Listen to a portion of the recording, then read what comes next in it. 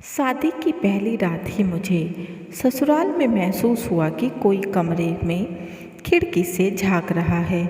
और फिर अगले दिन से ससुर जी हर समय मेरे आसपास ही रहते। मुझे बहुत अजीब लगता। फिर एक दिन घर के सभी लोग बाहर गए हुए थे कि ससुर जी बहाना बनाकर रास्ते से वापस आ गए और घर का दरवाज़ा बंद कर मेरे साथ। शादी के बाद ससुराल में बड़ी धूमधाम से मेरा स्वागत किया गया। सभी रस्म पूरी करने के बाद घर में सभी बड़ों के पैर छूकर मैंने आशीर्वाद लिया। लेकिन जैसे ही ससुर जी के पैर छूने के लिए मैं झुकी तो उन्होंने दोनों हाथ पकड़कर मुझे ऊपर उठाने के लिए कहा और मेरी कमर पर आशीर्वाद देते हुए हाथ फेरने लगे, जो कि मुझे बहुत अजीब लग रहा था। फिर मुझे लगा शायद मेरा वहम होगा। शादी की पहली रात मैं अपने कमरे में बैठी शर्म से लाल हुई जा रही थी और पति के आने का इंतज़ार कर रही थी। मेरे पति जैसे ही कमरे में आए मेरा दिल जोर जोर से धड़कने लगा। फिर पति ने बड़े प्यार से मेरा घूंघट उठाया और मेरे माथे को चूम लिया। पति के छूने से मेरे शरीर में अजीब सी सनसनी फैल गई कि तभी हमारे कमरे के बाहर से जोरदार कुछ गिरने की आवाज़ आई। मैं और मेरे पति दोनों घबरा गए। पति ने तुरंत जाकर दरवाज़ा खोला तो उनके होश उड़ गए, क्योंकि दरवाजे पर मेरे ससुर जी खड़े थे। अपने ससुर को इस समय दरवाजे पर देख मुझे बहुत अजीब लगा। फिर मेरे पति ने पिता से पूछा, पापा कुछ काम था क्या? ससुर जी एकदम हड़बड़ाहट में बोले, नहीं बस देखने आया था, सब ठीक है।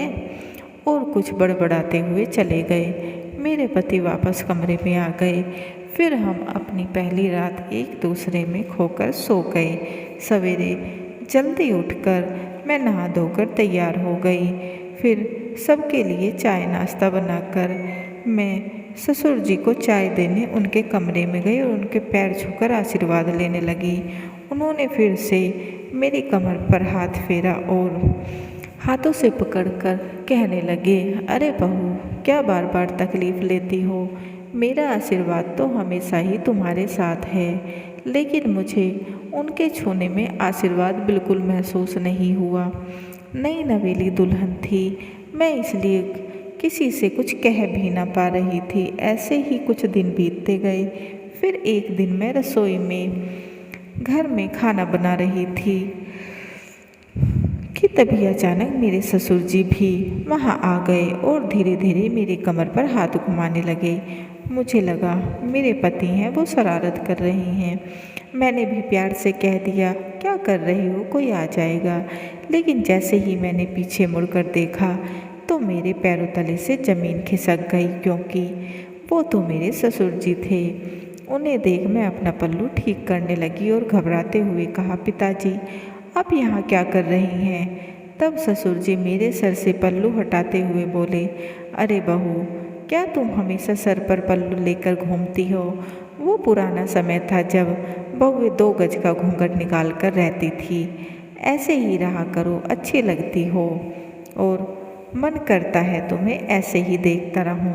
ससुर के मुंह से ऐसे शब्द सुनकर मैं गुस्से से तिलमिला उठी।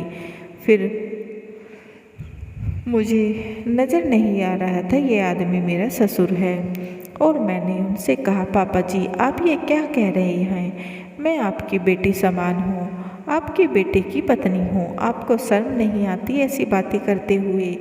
मेरी बात सुनकर ससुर जी के तन बदन में आग लग गई। फिर ससुर जी मेरा हाथ पकड़कर मोड़ना शुरू कर दिया और कहने लगे, बहू तेरे अंदर बहुत अकड़ है, यह मुझे ही निकालनी पड़ेगी। मैं पूरी हिम्मत से अपना हाथ छुड़ाने की कोशिश करती रही, बार बार कहती रही, पापा जी दर्द हो रहा है, छोड़ दीजिए। लेकिन ससुर ने तब तक हाथ नहीं छोड़ा जब तक चिल्लाकर मैंने अपने पति को आवाज़ नहीं लगाई। फिर हाथ छोड़कर ससुर जी जल्दी से वहाँ से चले गए।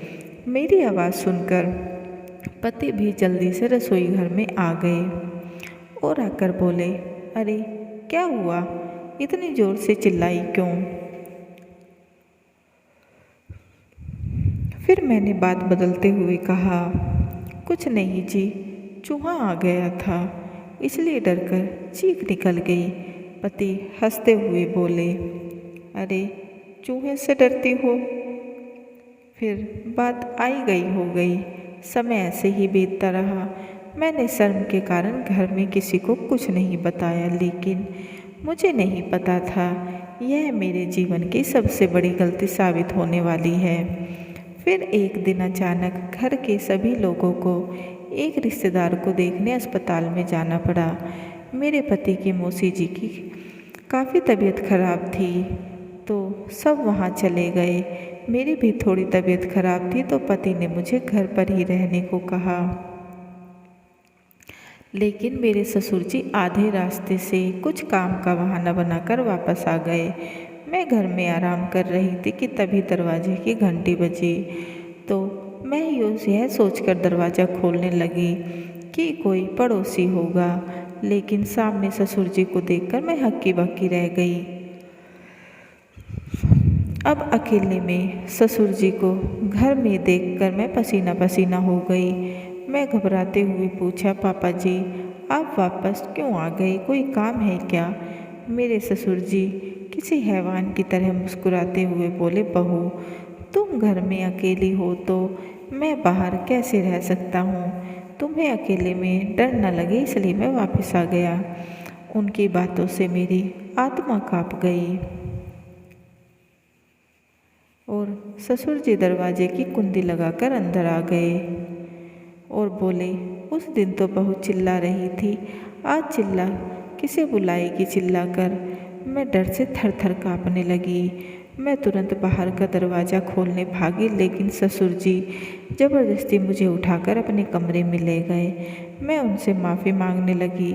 ससुर जी के पैरों में गिरकर गिड़गिड़ाने लगी, मैं आपकी बेटी समान हूँ, मेरे साथ ऐसा मत करो। लेकिन उनके ऊपर तो हवा सवार थी।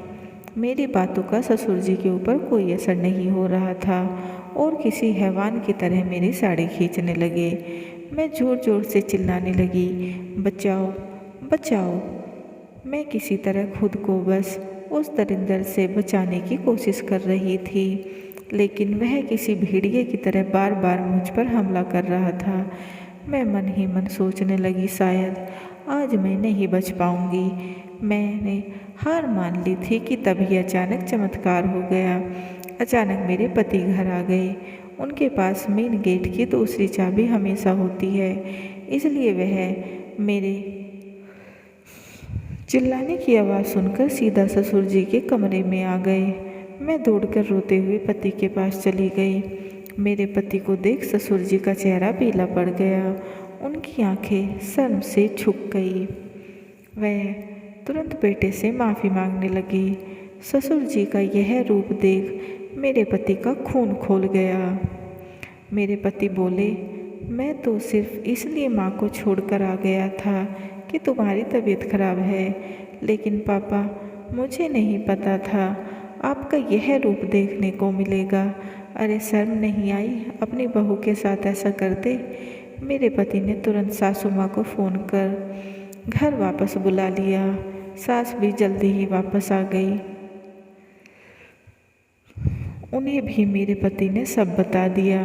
उसके बाद ससुर जी ने खूब माफ़ी मांगी, लेकिन किसी ने भी उन्हें माफ़ नहीं किया। मेरे पति बोले, माफ़ी कैसी माफ़ी? अरे मन तो कर रहा है अभी पुलिस को बुलाकर जेल भिजवा दूं, लेकिन फिर सबने यह फैसला लिया ससुर जी की यही सजा, अभी हमेशा अकेले रहेंगे और हम तीनों दूसरे शहर में अलग घर में रहने लगे।